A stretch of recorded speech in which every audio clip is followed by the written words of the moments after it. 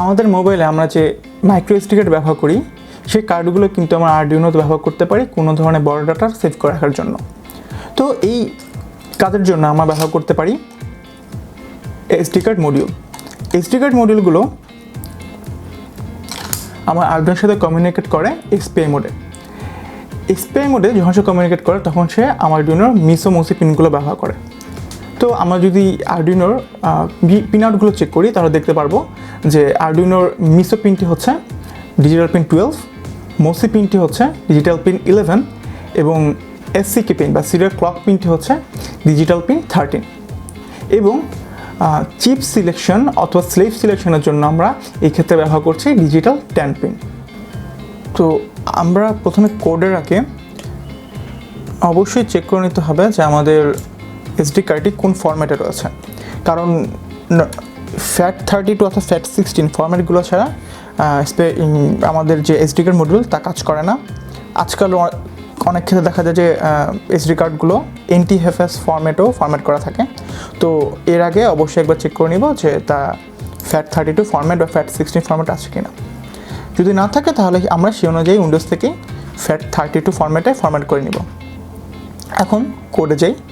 তো কোডে আমরা প্রথমে এসপিআই কমিউনিকেশনের জন্য এসপিআই লাইব্রেরিটি ইনক্লুড করলাম এবং এসডি কার্ড মডিউলের জন্য এসডি লাইব্রেরিটি ইনক্লুড করে তারপরে মাই ফাইল নামক একটি অবজেক্ট ক্রিয়েট করলাম। আচ্ছা, এখন আমরা সিএস পিন বা চিপ সিলেক্ট পিনটি কোনটি হবে সেটি এখানে উল্লেখ করলাম। আমরা চাইলে অন্য যে কোনো পিন ইউজ করতে পারবো এখানে।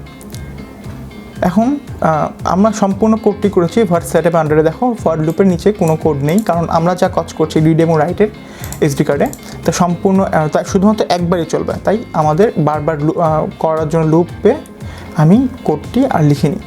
তো ভার্ট সেটআপে যে কোডটি রয়েছে, তো প্রথমে আমরা সিরিয়াল বিগিন করলাম সিরিয়াল মনিটরের জিনিসটা শো করার জন্য। এরপর সিরিয়াল মনিটর যতক্ষণ না পর্যন্ত কানেক্ট হবে ততক্ষণ পর্যন্ত আমার কোডটি বা আমি এসডি কার্ডে আমার লেখাগুলি রাইট করব না। এর জন্য আমরা কিছুক্ষণ ওয়েট করব, তার জন্য আমরা এই হোয়াইল লুপটি ইউজ করেছি। এরপর সিরিয়াল প্রিন্ট করে আমরা নর্মালি সিরিয়াল মনিটরে দেখব যে যখন এসডি কার্ডটি ইনিশিয়ালাইজ হবে তখন মনিটরে শো করবে যে ইনিশিয়ালাইজিং এসডি কার্ড। এরপর যদি আমার সিরিয়াল কার্ডটি সে না পায় বা কোনো সমস্যা হয় তখন সিরিয়াল মনিটরে উঠবে ইনিশিয়ালাইজেশন ফেইল্ড। তো এর জন্য আমার একটি ফাংশন এখানে আছে sd.begin, অর্থাৎ এসডি কার্ড যদি ইনিশিয়ালাইজ না হয় তখন আমার সিরিয়াল মনিটরে এই লাইনটি শো করবে। এখন যদি আমার এখানে এসডি কার্ডের ইনিশিয়ালাইজেশন হয়ে যায় তাহলে আমার সিরিয়াল প্রিন্ট করবে যে ইনিশিয়ালাইজেশন ডান। এখন এই মাইফাইল যে অবজেক্টটি আমি তৈরি করেছিলাম সেখানে আমার sd.open এই ফাংশনটি দিয়ে আমি test.txt এই ফাইলটি ক্রিয়েট করলাম। যদি আগে থেকে ক্রিয়েট করা থাকে তাহলে সে শুধুমাত্র এই ফাইলটি ওপেন করবে এবং আমি এখানে ফাইলটি রাইট করছি তাই এখানে ফাইল আন্ডারস্কোর রাইট লিখেছি। এখন যদি আমার মাই ফাইলটি এসডি ওপেন এই জিনিসটা রান করে ফেলে, অর্থাৎ যদি আমার test.txt ফাইলটি ওপেন হয় বা ক্রিয়েট করা হয়ে যায়, তারপর আমার সিরিয়াল মনিটর শো করবে যে রাইটিং টু test.txt। এরপর আমরা যা আমাদের প্রিন্ট করতে চাই তা মাই ফাইল .println অর্থাৎ object.println এই লাইনটির মাধ্যমে আমরা রাইট করতে পারবো। এরপর আমার এই ফাইলটি সেভ করার জন্য আমরা লিখব myfile.close এবং ক্লোজ করার পরে আমার সিরিয়াল মনিটর শো করছে ডান। এখন যদি এই কাজগুলো না হয়, অর্থাৎ যদি কোনো ধরনের প্রবলেম হয়, তখন সে শো করবে যে এরর ওপেনিং test.txt। এখন চলো আমরা এই পর্যন্ত কাজটা করার পরে চলো ওই ফাইলটি যেটি মাত্র ক্লোজ করলাম সেটি ওপেন করি।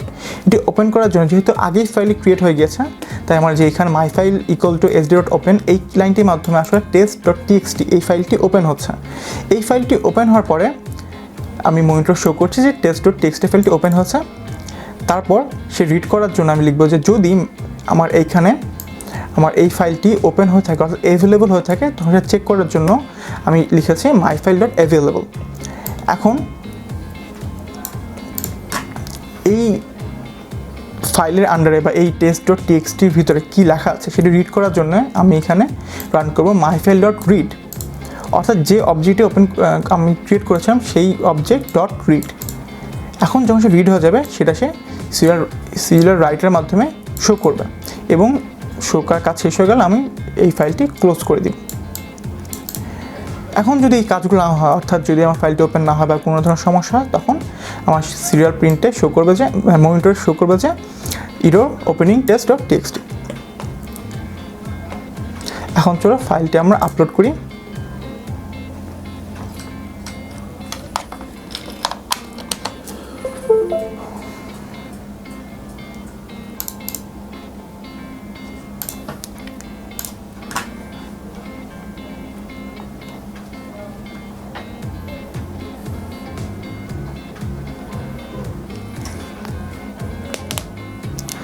আচ্ছা, কোডটি আপলোড হওয়ার পরে ততক্ষণ পর্যন্ত আমার কোডটি ইনিশিয়ালাইজ হবে না যতক্ষণ পর্যন্ত সিরিয়াল মনিটর আমরা ওপেন করছি, কারণ আমরা আগেই কোডে লিখেছিলাম যে যখন সে সিরিয়াল প্রিন্ট পাবে তখন শুধুমাত্র আমার এসডি কার্ডটা ইনিশিয়ালাইজ হবে। তো এখন সিরিয়াল মনিটর অন করলাম এবং দেখো এখানে আমার লেখা উঠছে আমি যা লিখেছিলাম ডিজাইন ইউর ড্রিমস।